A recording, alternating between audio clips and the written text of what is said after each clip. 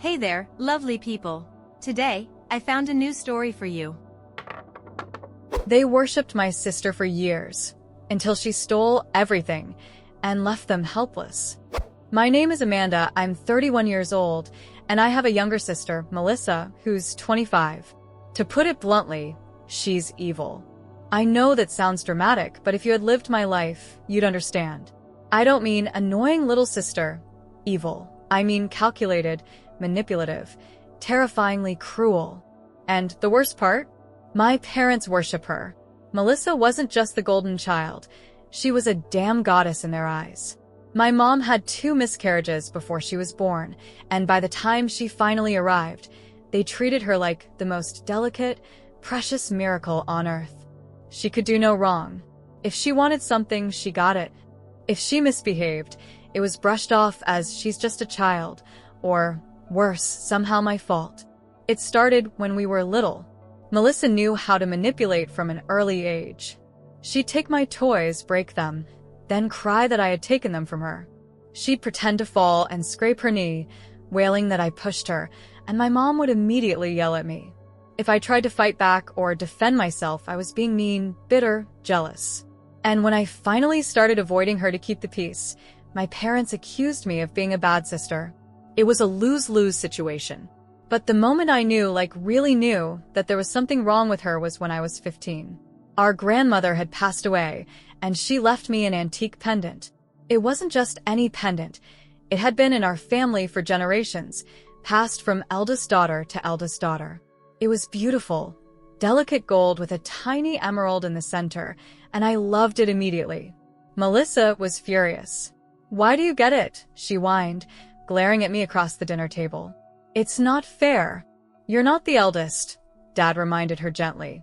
"One day, you'll get something from your grandmother, too." She pouted the whole night, shooting me dirty looks, but I didn't think much of it. I should have.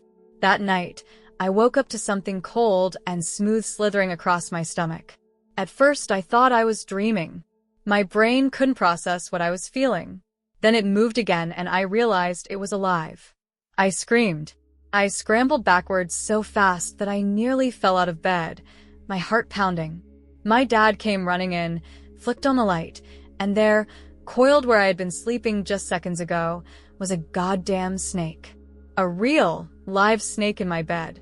My dad reacted instantly, grabbing a broom and somehow managing to fling it out the window. I was still shaking, clutching my blanket like it was a shield, trying to catch my breath. Melissa stood in the doorway, watching. She wasn't scared. She wasn't shocked. She was smirking. The realization hit me like a brick. "She did this," I gasped. "She put it there." Melissa's face immediately twisted into something pitiful. "What?" "No, I didn't." Her voice was high-pitched, all innocent distress, the same act I had seen her pull 100 times before. "Amanda always blames me for everything." My mother rushed to her side, wrapping an arm around her protectively. "Amanda, stop it. You're scaring her." "Are you serious?" I shrieked. "A snake didn't just crawl in here by itself. She did it." But no. According to my parents, I was just being paranoid. "Maybe it got in through the window," my dad reasoned. "It's summer." "You're overreacting," my mom added. Melissa would never do something like that. Never. Of course. Because she was their little angel. I couldn't believe it. I just sat there, shaking with rage and fear, staring at my little sister, who, by the way, wasn't even trying to look concerned for me. She looked victorious. That was the night I realized 2 things. 1, Melissa would never stop making my life hell. And 2, my parents would never believe me. It only got worse after that. She started small. If I left my homework on the table, she'd take it and hide it. If I had plans to go out, she'd cry to Mom that she wanted sister time, and suddenly, I wasn't allowed to leave. She'd steal my clothes, break my things, and then bat her eyelashes at my parents, saying, "I didn't mean to," and they forgave her. Every single time. I tried everything, reasoning with them, ignoring her, even snapping and yelling, which, of course, only made me look like the bad guy. Nothing worked. Then, when I was 17, she took it up a notch. I had my first serious boyfriend, Jake. He was sweet, funny, and most importantly, he believed me about Melissa. He saw through her lies, and she hated that. She hated that someone was on my side.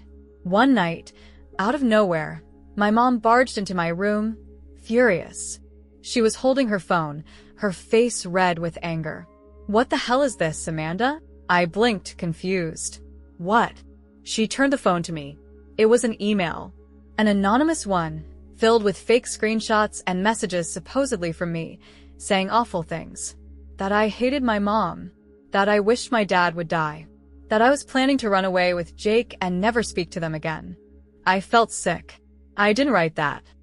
But my mom was already crying. "Melissa told me she was worried about you. She saw you writing something on your computer, and when she went to check." Of course. Melissa.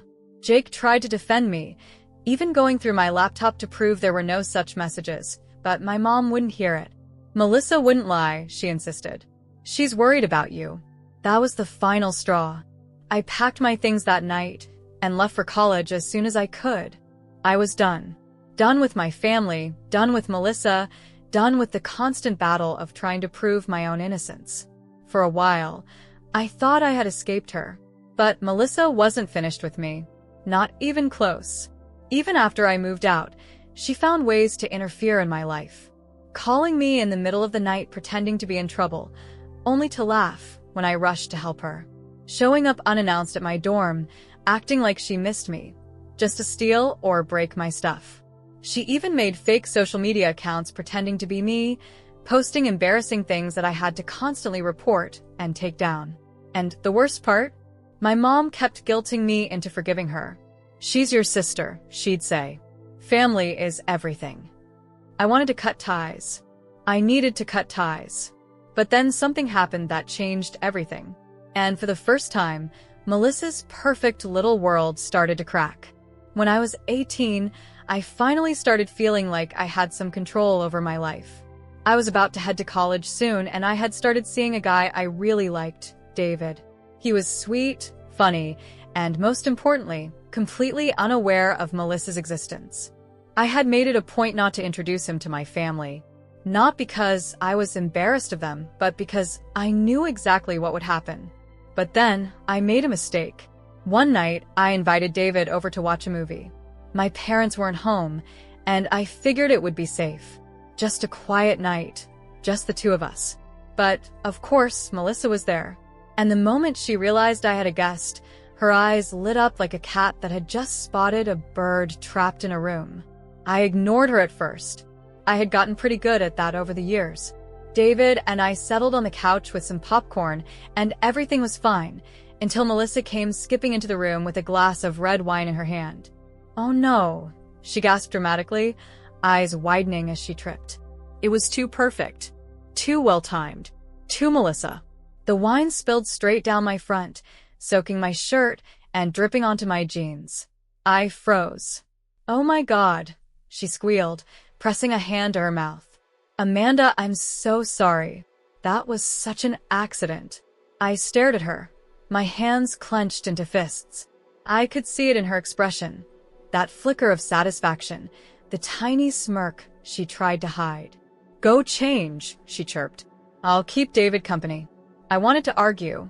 I wanted to yell, to grab her by the arm and drag her out of the room. But David was watching, looking a little awkward, and I had to change. So I stormed off, grabbed a new outfit, and changed as quickly as humanly possible. I was gone for maybe 5 minutes. 5 minutes. When I came back, Melissa was perched on the couch, chatting away. And oh my God, when Amanda was little, she used to suck her thumb all the time. She laughed, shaking her head. Like, even when she was 10. Can you believe it? David chuckled uncomfortably. And she was such a crybaby, Melissa continued, flipping her hair. One time, she fell off her bike and screamed so loud the neighbors thought she was being murdered. I felt my stomach drop. "Melissa," I snapped. "What are you doing?" "Oh," she said, blinking innocently. "Just getting to know David. We were having such a great time." I clenched my jaw. "David, "Can I talk to you for a second?" He hesitated, then nodded, standing up. But before we could even leave the room, Melissa piped up again, tilting her head with fake concern. "You know, David," she said sweetly. "You are really cute. You could probably do better." The room went dead silent. David looked between us, completely caught off guard. My face burned with embarrassment. Melissa just smiled. I wanted to scream, throw something, drag her out of the house. But instead, I forced a laugh, grabbed David's hand, and dragged him outside. "She's joking," I muttered as we walked toward his car. She does that." David gave me a weird look. "Is she always like that?" I sighed. "Yes." He was polite about it. He didn't make a big deal out of it, but I could tell it left a weird taste in his mouth. The date was officially ruined. I went back inside, furious, but Melissa was already in her room, pretending like nothing had happened. I stormed up to my parents when they got home. Melissa embarrassed me on purpose. She spilled wine on me, told David humiliating stories, and then told him to his face that he could do better. My mom just laughed. "Oh, Amanda, don't be so dramatic." My dad snorted. "It's just sibling teasing." "Teasing?" I repeated, my voice rising. "She sabotaged my date." My mom shook her head, amused. "Honey, you sound like you think she's some kind of villain." I stared at them. Melissa had manipulated me my entire life. She had put a snake in my bed, Lied to my parents about me. set me up to look like a horrible person, sabotaged my relationships, and they just laughed about it. That was the moment I realized something. They would never be on my side. Ever. It happened again and again over the years. Different boyfriends, different friends, different opportunities. Melissa always found a way to ruin things for me. If I had a study group coming over, she'd make sure the house was a disaster. If I got a new job, she'd tell my parents I was acting stuck up so they'd start criticizing me. When I moved out for college, I thought things would be different. I was free from her. I could finally breathe. But I underestimated just how far Melissa would go to keep me under her control. When I graduated high school, I knew one thing for sure. I had to get as far away from my family as possible. There was no question about it. I applied to several universities, but my main goal was distance. The further, the better. When I got accepted into a prestigious university 1,500 kilometers away, I packed my bags and never looked back. My parents acted sad to see me go, but I could tell it was performative. Melissa was their world, and I had always just been an afterthought. Meanwhile, she didn't get into any decent university. She barely graduated high school, constantly playing the victim, saying her teachers were too hard on her or didn't understand her struggles. She tried applying to a few colleges but didn't get in. Instead of taking responsibility, she blamed me. If Amanda were here to help me, she whined to my mother, I would have done better. She just abandoned us. And just like that, I became the villain. Melissa stayed home, living with my parents, using their blind love to her full advantage. She never got a job, never tried to improve herself. She just lounged around the house, spending their money, acting like the delicate miracle child they had always seen her as. Meanwhile, I built my own life. I worked my ass off in university, and after graduation, I landed a job at an international company in New York. The pay was good, and for the first time in my life, I felt free. No one was stealing my things. No one was humiliating me in front of my friends. No one was gaslighting me into thinking I was crazy. I only visited my parents once or twice a year, mostly out of obligation. I never stayed long, just a couple of days, enough to prove that I wasn't completely estranged. But every time I visited, the house was the same. Melissa was still living there, still unemployed, still their little princess. I remember one particular visit where everything became crystal clear. I had just arrived after a long flight, and within minutes, Melissa was already at it. She walked into the living room, wearing expensive designer clothes I knew she hadn't bought herself, and stretched lazily before plopping onto the couch. "Oh, Amanda," she said with a smirk. "Still working all the time? Must be exhausting." I ignored her and turned to my mom. "How have you been?" My mom barely looked up from her phone. "Busy with Melissa," she said casually. She needs a lot of support these days. Support for what? I asked, genuinely confused. Melissa rolled her eyes. Ugh, you wouldn't understand. You've always been so independent. Some of us actually need emotional care. I looked between them. So, are you working anywhere now? I asked her. She scoffed. Mom and Dad help me. I turned to my father. You're still paying for everything? He sighed, clearly uncomfortable. We just want to make sure she's okay. I had to bite my tongue to keep from exploding. She's 25 years old. She had never even tried to stand on her own. She didn't have a job, didn't go to school, didn't contribute anything. Meanwhile, I had been financially independent since I was 18, working part-time jobs throughout university, paying my own bills, managing my own life. And yet, they still saw her as the one who needed support. I decided to let it go, knowing it wasn't worth the fight. But then, that night, something happened that made me realize just how far gone my parents really were.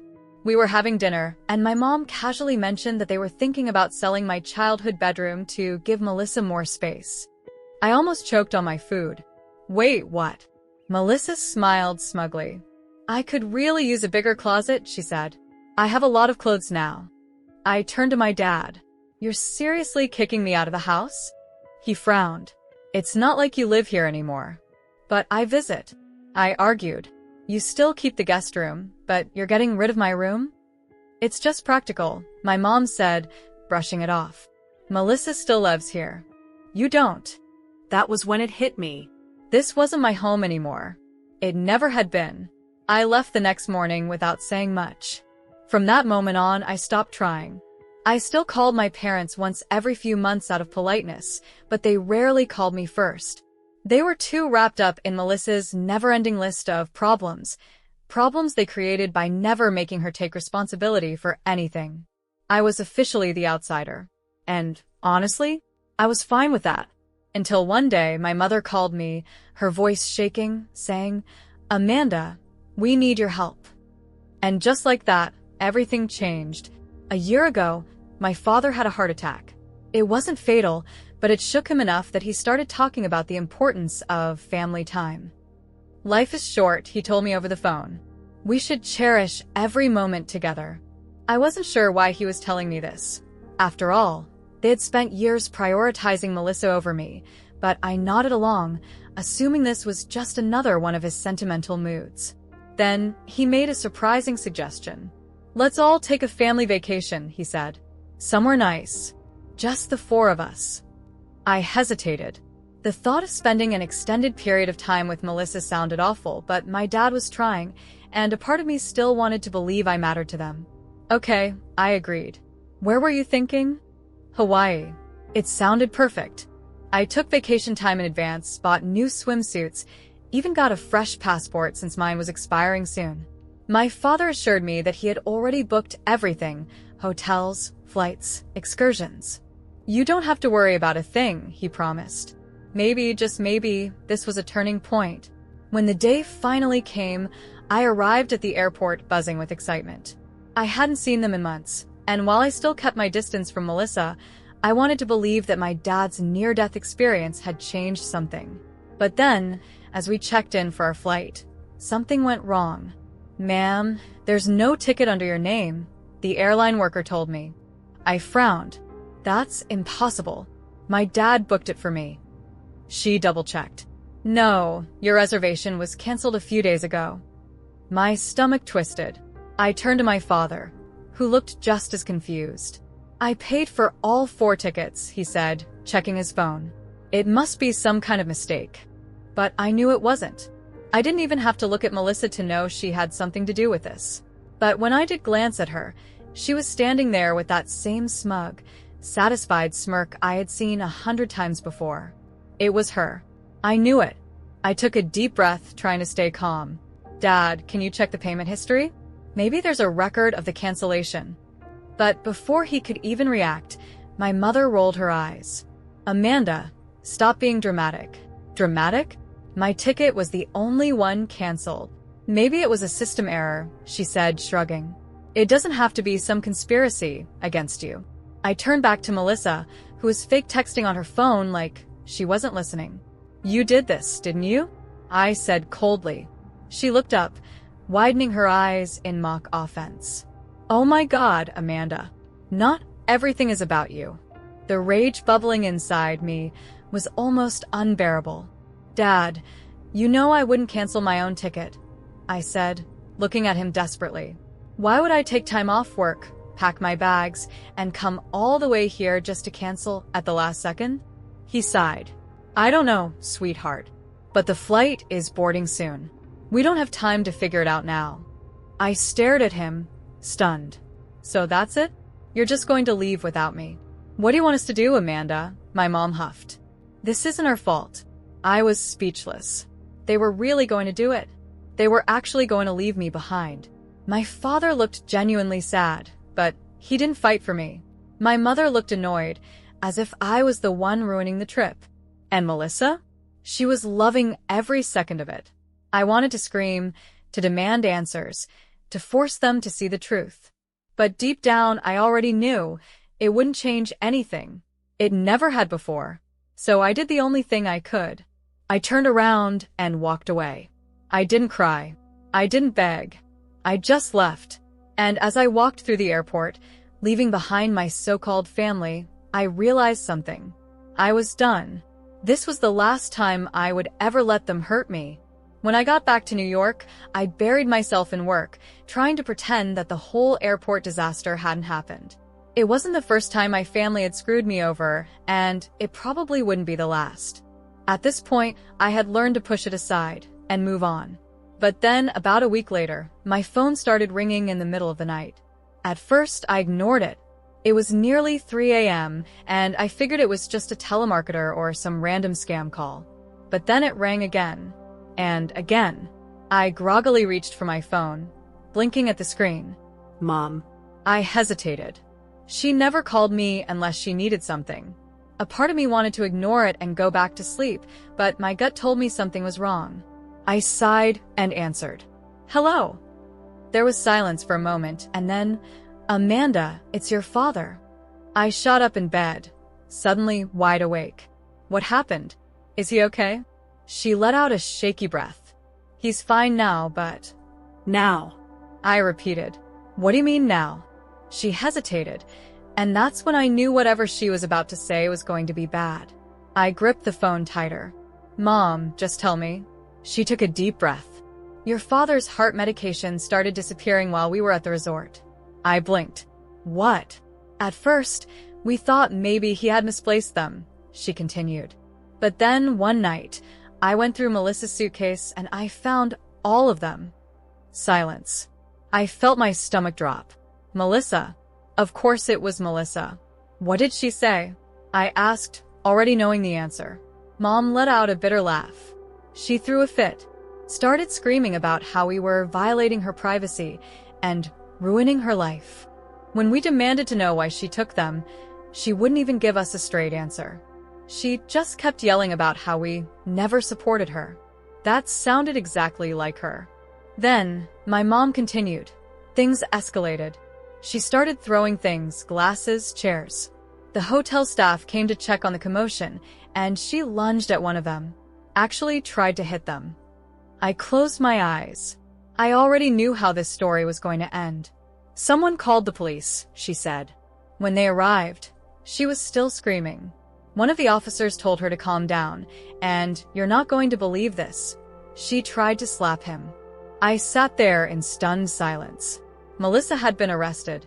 She had actually, finally faced a consequence for her actions.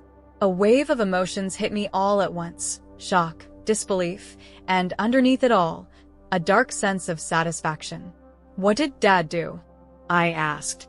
"He was in shock," she admitted. He couldn't believe what was happening. And the worst part? He started having chest pains in the middle of it all. I felt my stomach tighten. My dad was many things, but he wasn't a bad person. He had just been blind to Melissa's manipulation for so long that he never saw the cracks forming. And now reality had hit him like a freight train. "He's okay now," she assured me. But the whole thing was a nightmare. I took a deep breath, trying to process everything. "So, what now? Is she still in jail?" She spent the night there, my mom admitted. We got her out, but she trailed off. But what? She hesitated. Your father doesn't want to bring her home. That stunned me into silence. Dad had never turned his back on Melissa before. No matter what she did, he always made excuses for her, always defended her. But now? I almost couldn't believe it. He said he needs time, she continued, that he can't handle the stress anymore. For the first time in my life, I heard exhaustion in her voice when she talked about Melissa. The years of enabling, of covering for her, of excusing her behavior, it had finally worn them down. And I couldn't help but wonder, had they finally seen her for who she really was? After Melissa got out of jail, I thought maybe this would be the wake-up call my parents needed. That they'd finally stop enabling her, stop making excuses, and start seeing the truth. I was wrong. The first few days after her release, my parents tried to talk to her. They were still shaken from everything that had happened at the resort.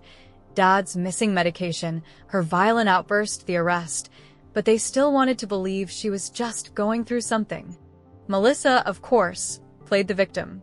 You abandoned me, she sobbed. You left me in that horrible place like I was some kind of criminal. Mom caved almost immediately, but Dad was still distant. I think for the first time in his life, he was scared of her. He barely spoke to her, which only made her angrier. Then a few days later, the real chaos started. It was their last morning in Hawaii, and my dad went to grab their passports and wallets so they could head to the airport. But when he opened the safe in their hotel room, it was empty. Everything was gone: passports, cash, credit cards. At first, they thought maybe there had been a robbery. But then my mom turned to Melissa, who was sitting on the bed painting her nails, completely unbothered. You, my dad said, his voice low. Where are our things? Melissa didn't even look up. I have no idea what you're talking about. My mom started to panic. Melissa, this isn't funny. We need those to get home. Melissa just smirked. Then I guess you'll have to stay here, won't you? That's when it hit them. She had taken everything. She had actually stolen their passports and money just to trap them there. Melissa, my dad said, his voice trembling with barely contained rage, give us our things. Now. But she just leaned back, stretching lazily. No. They couldn't believe it. My mom started begging. Sweetheart, please, we need to go home. We'll fix everything when we get back, I promise. Melissa just stared at her with a blank expression, completely unmoved. That was when my dad finally snapped. For years, we have bent over backwards for you, he shouted. We've given you everything, and this is how you repay us? By trapping us here like prisoners. For the first time, my mother didn't defend her. She just stood there, horrified. Melissa didn't care. She shrugged, like none of it mattered to her. Like they were just inconveniencing her. They had no choice. With no money, no identification, they were stuck. And guess who they had to call for help? Me. When my phone rang and I saw my mother's name pop up, I debated ignoring it. But curiosity got the best of me. Amanda, she said the moment I picked up. Her voice was desperate. We need you to send us money. I almost laughed. Oh, why is that? She hesitated. Melissa took our passports and cash. We can't get home without your help. I felt something darkly satisfying settle in my chest. So, let me get this straight. The daughter you always defended, always took care of, always prioritized over me stole from you and abandoned you in a foreign country. Silence. Huh. Sounds like something you should have seen coming. Amanda, please, my dad cut in. We don't have anyone else to call. That part stung a little. Not because I felt sorry for them, but because of what it meant. They were finally seeing Melissa for who she really was. I could have let them suffer. Could have ignored the call and let them figure it out on their own. But in the end, I sent them just enough money for a flight home. They returned furious. Melissa waltzed back into the house like nothing had happened. But this time, things were different. Dad was done. Pack your things, he told her. You're leaving. Melissa blinked, caught off guard. What? You heard me. Get out. She laughed. Actually laughed. Oh my God, you're actually serious? For the first time in my life, he said, his face stone cold. Yes. My mother, predictably, wavered. Honey, maybe we should just… No, my dad snapped. We are not doing this again. She stole from us. She left us stranded. She nearly got me killed with those missing pills, and you still want to defend her. My mom went quiet. Melissa, on the other hand, wasn't having it. You can't kick me out, she hissed. I'll ruin you. That got their attention. What the hell are you talking about? My dad demanded. Melissa's lips curled into a sneer. You really think you can just throw me out like some piece of trash? What would people say if I told them you abused me? That you neglected me? That I had to run away because I feared for my life? My mom gasped. Melissa. Oh, don't act so shocked, Mother. I can destroy you. I can call CPS. I can go online and post a sob story about how you were horrible parents, and people will believe me. For the first time in her life, my mother looked afraid of her. My father, though, he wasn't scared. He was furious. Get out. Now. Melissa stood there, breathing heavily, like she was calculating her next move. But then, something in her snapped. She let out a scream and grabbed the first thing she could, a kitchen knife. My mom screamed. My dad grabbed his phone and immediately called the police. My daughter is armed, and she's threatening us. Yes, right now. Melissa's face twisted into something unhinged. You think they'll believe you? She taunted. I'm the victim here, but for once, the police did believe them. The officers arrived within minutes, bursting into the house and forcing her to drop the knife. She fought them, kicking, screaming, biting. It took 3 officers to get her under control. And then, they arrested her. Again. This time, though, it wasn't for a simple outburst at a hotel. It was for assault with a deadly weapon. She wasn't getting out of this one so easily. My mother was sobbing. My dad looked like he had aged 10 years in a single night. And me? I felt nothing. Not relief, not joy, not sympathy. Just nothing. Melissa had finally self-destructed. And I wasn't going to be there to pick up the pieces. Melissa's arrest was the final breaking point. There was no talking their way out of it this time.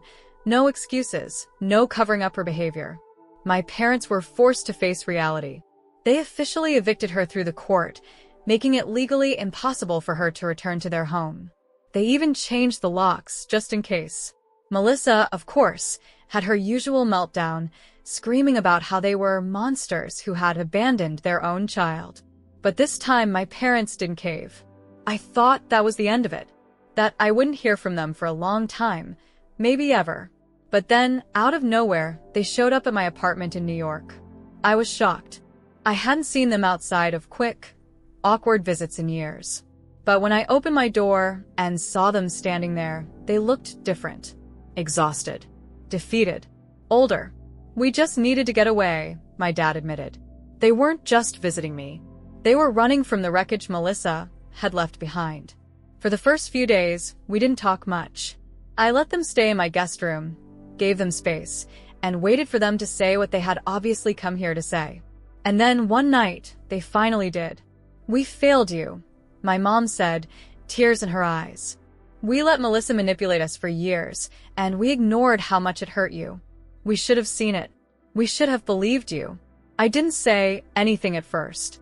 I had imagined this moment for years, them finally admitting the truth, finally seeing what I had lived through. But now that it was happening, I didn't feel the satisfaction I thought I would. You didn't just ignore it, I said quietly. You helped her. Every time she hurt me, you defended her. Every time she lied, you believed her. You called me jealous, dramatic, unfair. Do you know how much that screwed me up? They both nodded. We do now, my dad said. And we are so sorry. I studied them, trying to figure out if this was real or if it was just guilt talking. But for the first time in my life, I saw something in their eyes I had never seen before. Regret. True, deep regret. They weren't here to make excuses. They weren't here to ask me to forgive and forget.